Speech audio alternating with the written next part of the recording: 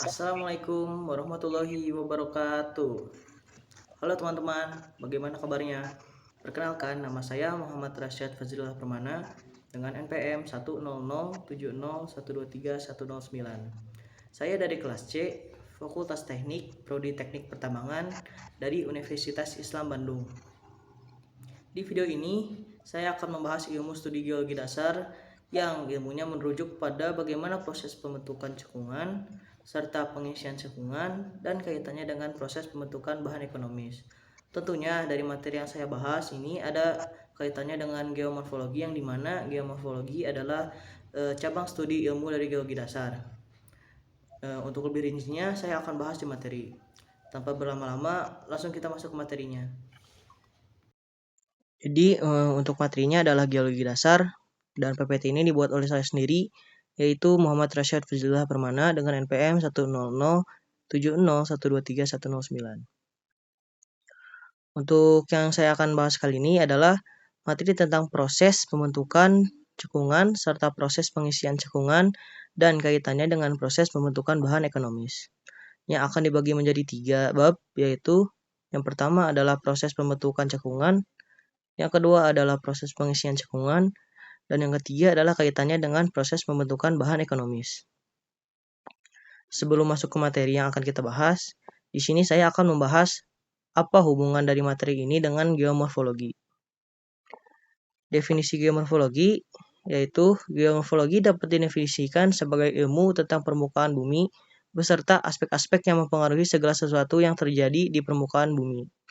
Kata geomorfologi atau geomorfologi berasal dari bahasa Yunani yang terdiri dari 3 kata, yaitu geos yang artinya earth atau bumi, morphos yang artinya shape atau bentuk, dan logos yang artinya knowledge atau ilmu pengetahuan.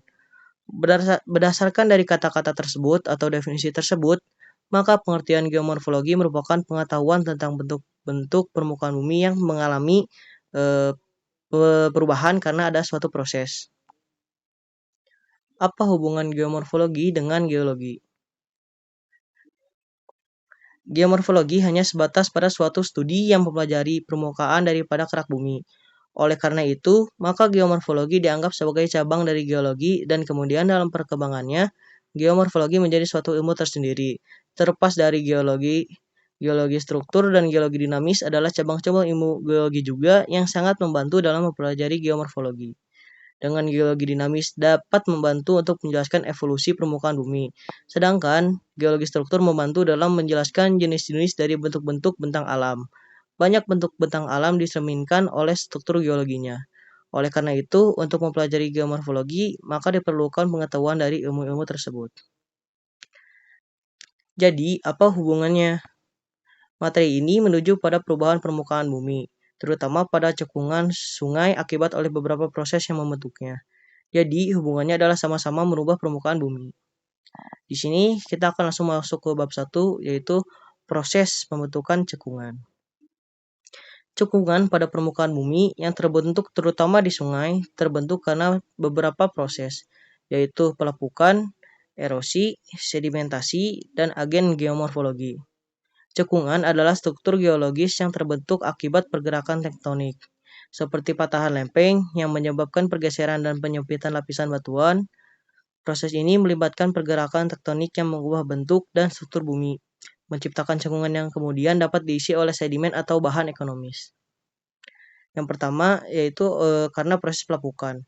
Pelapukan adalah proses desintegrasi atau disagresi secara berangsur dari material penyusun kulit bumi yang berupa batuan. Pelapukan sangat dipengaruhi oleh iklim, temperatur, dan komposisi kimia dari mineral-mineral penyusun batuan. Pelapukan dapat melibatkan proses mekanis atau pelapukan mekanis, aktivitas kimiawi atau pelapukan kimia, dan aktivitas organisme atau termasuk manusia yang dikenal dengan pelapukan organis. Klasifikasi dari proses pelapukan yaitu pelapukan mekanis adalah semua mekanisme yang dapat mengakibatkan terjadinya proses pelapukan sehingga suatu batuan dapat hancur menjadi beberapa bagian yang kecil atau partikel-partikel yang lebih halus. Mekanisme dari proses pelepukan mekanis antara lain adalah abrasi, kristalisasi es atau pembukuan air, dalam batuan, perubahan panas secara tepat atau thermal fracture, proses hidrasi, dan eksfoliasi atau pengelupasan yang disebabkan pelepasan tekanan pada batuan karena perubahan tekanan. Yang kedua adalah pelapukan kimiawi, dikenal juga sebagai proses dekomposisi atau proses peluruhan, yaitu adalah terurai atau pecahnya batuan melalui mekanisme kimiawi seperti karbonisasi, hidrasi, hidrolis, oksidasi, dan pertukaran ion-ion dalam larutan. Pelapukan kimiawi merubah komposisi mineral-mineral dalam batuan menjadi mineral permukaan seperti mineral lempung. Mineral-mineral yang tidak stabil yang terdapat dalam batuan akan dengan mudah mengalami pelapukan apabila berada di permukaan bumi, seperti basalt atau periodit. Air merupakan agen yang sangat penting dalam terjadinya proses pelapukan kimia, seperti pengelupasan atau spheroidal weathering pada batuan. Dan yang terakhir atau yang ketiga adalah pelapukan organis. Pelapukan organis dikenal juga sebagai pelapukan biologis dan merupakan istilah yang umum dipakai untuk menjelaskan proses pelapukan biologis yang terjadi pada penghancuran batuan, termasuk proses penetrasi akar tumbuhan ke dalam batuan dan aktivitas organisme dalam membuat lubang-lubang pada batuan. Jadi pelapukan organis ini akan melakukan tekstur-tekstur dari sungai yang akan membuat cekungan, termasuk di dalamnya aksi dari berbagai jenis asam yang ada dalam mineral melalui proses leaching. Pada hakikatnya, pelapukan organis merupakan perpaduan antara proses pelapukan mekanis dan pelapukan kimiawi. Yang kedua dari proses pembentukan cekungan adalah erosi. Erosi adalah istilah umum yang dipakai untuk proses penghancuran batuan pelapukan dan proses pengangkutan hasil penghancuran batuan. Proses erosi fisika disebut sebagai proses corrosion atau erosi mekanis, sedangkan proses erosi kimia disebut dengan corrosion. Agen dari proses erosi adalah gaya, gravitasi, air, es, dan angin. Berdasarkan bentuk dan ukurannya, erosi dapat dibagi menjadi 5. Mohon maaf di sini saya salah tulis, yaitu 4. Yaitu A. Erosi alur atau real erosion. Erosi alur adalah proses pengikisan yang terjadi pada permukaan tanah yang disebabkan oleh hasil kerja air berbentuk alur-alur dengan ukuran berkisar antara beberapa milimeter hingga beberapa sentimeter. Pada dasarnya, erosi alur merupakan tahap awal dari hasil erosi air yang mengikis permukaan tanah, membentuk alur-alur sebagai tempat mengalirnya air. Pada perkembangannya, erosi alur akan berkembang menjadi erosi ravin. Yang kedua adalah erosi saluran. Erosi saluran adalah erosi yang disebabkan oleh hasil kerja air pada permukaan tanah, membentuk saluran-saluran dengan ukuran lebar lembahnya lebih besar 1 meter hingga beberapa meter. Biasanya erosi saluran diakibatkan oleh adanya air yang menerobos hingga membentuk seperti cekungan-cekungan yang memiliki jalur. Yang ketiga adalah erosi lembah.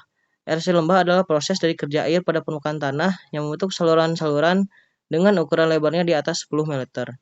Ini luasnya lebih besar yang biasanya karena aliran yang sangat deras. Yang ketiga dari proses pembentukan cekungan adalah sedimentasi. Sedimentasi adalah suatu proses pengendapan material yang ditransport oleh media air, angin, es atau glaster di suatu cekungan. Delta yang terdapat di mulut-mulut sungai adalah hasil dari pengendapan material-material yang diangkut oleh air sungai. Sedangkan sand dunes yang terdapat di gurun-gurun dan di tepi pantai adalah hasil dari pengendapan material-material yang diangkut oleh angin. Bentang alam yang ada saat ini adalah hasil dari proses-proses geologi yang terjadi di masa lampau. Pada saat ini, proses geologi endogenik dan eksogenik tetap berlangsung dan secara berlahan dapat pasti akan merubah bentuk bentang alam yang ada saat ini. Proses-proses eksogen yang terjadi di permukaan bumi dapat dikelompokkan berdasarkan agen atau media yang mempengaruhinya, yaitu air, angin, glaster, dan iklim. Dan yang terakhir dari proses pembentukan cekungan adalah agen geomorfologi. Proses-proses utama yang bertanggung jawab yang terjadi di permukaan bumi untuk kebanyakan bentuk-bentuk permukaan bumi adalah angin, gelombang, pelapukan, mass wasting, air bawah tanah, air permukaan, glaster, tektonik, dan vulkanisme. Apabila air jatuh ke atas permukaan bumi, maka beberapa kemungkinan dapat terjadi. Air akan terkumpul sebagai tumpukan salju di daerah-daerah puncak pegunungan yang tinggi atau sebagai glaster. Ada pula yang terkumpul di danau-danau, yang jatuh menimpa tumbuhan-tumbuhan dan tanah, akan menguap kembali ke dalam atmosfer atau diserap oleh tanah melalui akar-akar tanaman, atau mengalir melalui sistem sungai atau aliran bawah tanah. Dari agen geomorfologi dibagi menjadi beberapa. Yang pertama adalah proses sungai atau fluvial proses. Sungai dan cabang-cabang sungai tidak saja hanya mengangkut air, tetapi juga sedimen. Air yang mengalir di saluran di sepanjang saluran sungai mampu memobilisasi sedimen dan mengangkutnya ke bagian hilir, baik yang berbentuk bed load, partikel berukuran kasar, suspend load atau partikel berukuran halus, atau dissolved load, partikel yang larut dalam air. Kecepatan pengangkutan sedimen sangat tergantung ketersediaan sedimen itu sendiri, serta material sedimen yang masuk ke dalam sungai. Di atas permukaan bumi, air akan mengalir melalui jaringan pola aliran sungai menuju bagian-bagian yang rendah. Setiap pola atau disingkat sebagai das atau drainage basin, setiap das dibatasi dari das di sebelahnya oleh suatu tinggian topografi yang dinamakan pemisahan aliran.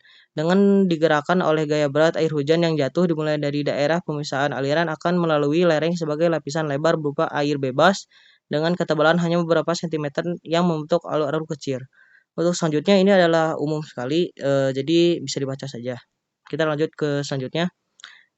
Dibagi menjadi berapa, yaitu pengikisan sungai. Cara sungai mengikis dan menoreh lembahnya adalah dengan cara 1. Abrasi, 2. Merenggut dan mengangkat bahan yang lepas, 3.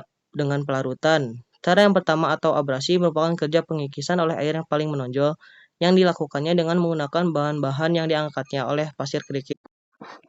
Selanjutnya adalah pengangkutan oleh sungai-sungai. Sungai juga ternyata merupakan media yang mampu mengangkut sejumlah besar bahan yang terbentuk sebagai akibat proses pelepukan batuan. Banyaknya bahan yang diangkut ditentukan oleh faktor iklim dan tatanan geologi dari suatu wilayah. Meskipun bahan-bahan proses angin. Proses aeolian adalah proses yang disebabkan oleh aktivitas angin, khususnya kemampuan angin dalam merubah bentuk permukaan bumi. Angin dapat mengikis atau mengerosi, mentransport, dan mengendapkan material-material, terutama sangat efektif di daerah yang vegetasinya jarang dan sebagai pemasok material sedimen yang tak terkonsolidasi. Walaupun air lebih dominan dibandingkan angin, namun proses angin sangat penting, terutama pada lingkungan arid seperti di wilayah gurun. Di sini kita akan masuk ke bab 2, yaitu proses pengisian cekungan. Setelah cekungan terbentuk, proses pengisian cekungan dimulai. Ini melibatkan penumpukan sedimen atau bahan ekonomis dalam cekungan tersebut. Sedimen ini dapat berasal dari air, tanah, atau bahan lain yang terbawa oleh aliran air, angin, atau aktivitas manusia. Proses ini dapat terjadi dalam jangka waktu yang sangat lama, menciptakan lapisan sedimen yang kaya akan mineral dan bahan ekonomis. Dari proses pengisian kecekungan ini dibagi menjadi beberapa, yaitu sedimentasi. Setelah cekungan terbentuk, proses sedimentasi dimulai. Ini melibatkan pengendapan material seperti pasir, lumpur, dan kerikil dari air atau angin. Yang kedua adalah akumulasi sedimen. Selama jutaan tahun, sedimen terus menumpuk di dasar cekungan. Kondisi di sekitar cekungan seperti iklim dan topografi mempengaruhi jenis dan tingkat sedimentasi. Yang ketiga adalah diagenesis. Proses ini melibatkan kompresi, pengikisan, dan perubahan kimia di dalam lapisan sedimen karena tekanan dan panas bertambah seiring kedalaman. Yang keempat adalah lipatan dan patahan. Tekanan dari lempeng tektonik dan proses geologis lainnya dapat menyebabkan deformasi di dalam cekungan, termasuk pembentukan lipatan dan patahan. Yang kelima adalah potensial hidrokarbon. Jika kondisinya sesuai, cekungan yang diisi sedimen dapat menjadi tempat penimbunan hidrokarbon seperti minyak, gas, dan alam. Proses pengisian cekungan adalah bagian penting dari siklus geologi dan dapat menghasilkan sumber daya alam yang berharga, serta memberikan wawasan tentang sejarah geologi dan lingkungan di masa lampau. Kita akan masuk ke bab terakhir, yaitu kaitannya dengan proses pembentukan bahan ekonomis. Proses pembentukan cekungan dan pengisian cekungan sangat penting dalam konteks pembentukan bahan ekonomis. Bahan ekonomis adalah mineral dan bahan yang memiliki nilai ekonomi seperti logam, mineral, batuan, dan bahan bangunan. Cekungan yang diisi oleh sedimen atau bahan ekonomis dapat menjadi sumber mineral yang sangat berharga. Misalnya, cekungan yang diisi oleh sedimen yang kaya akan logam seperti tembaga atau perak dapat menjadi sumber mineral penting untuk industri. Yang pertama adalah penimbunan hidrokarbon. Salah satu hasil utama dari proses pengisian cekungan adalah akumulasi dan penimbunan hidrokarbon seperti minyak dan gas alam. Yang kedua adalah formasi mineral. Selain hidrokarbon, proses pengisian cekungan juga dapat mempengaruhi pembentukan formasi mineral yang sangat berharga. Yang ketiga adalah formasi batuan sedimen. Proses diagenesis yang terjadi selama pengisian cekungan dapat mengubah sedimen menjadi batuan sedimen, seperti batu pasir, batu kapur, atau batu lempung. Beberapa batuan ini memiliki nilai ekonomis yang signifikan. Yang keempat adalah sumber air tanah. Proses pengisian cekungan juga dapat mempengaruhi pembentukan akuifer atau lapisan air tanah yang dapat digunakan untuk keperluan irigasi, konsumsi manusia, dan industri. Cukup sekian untuk materi kali ini.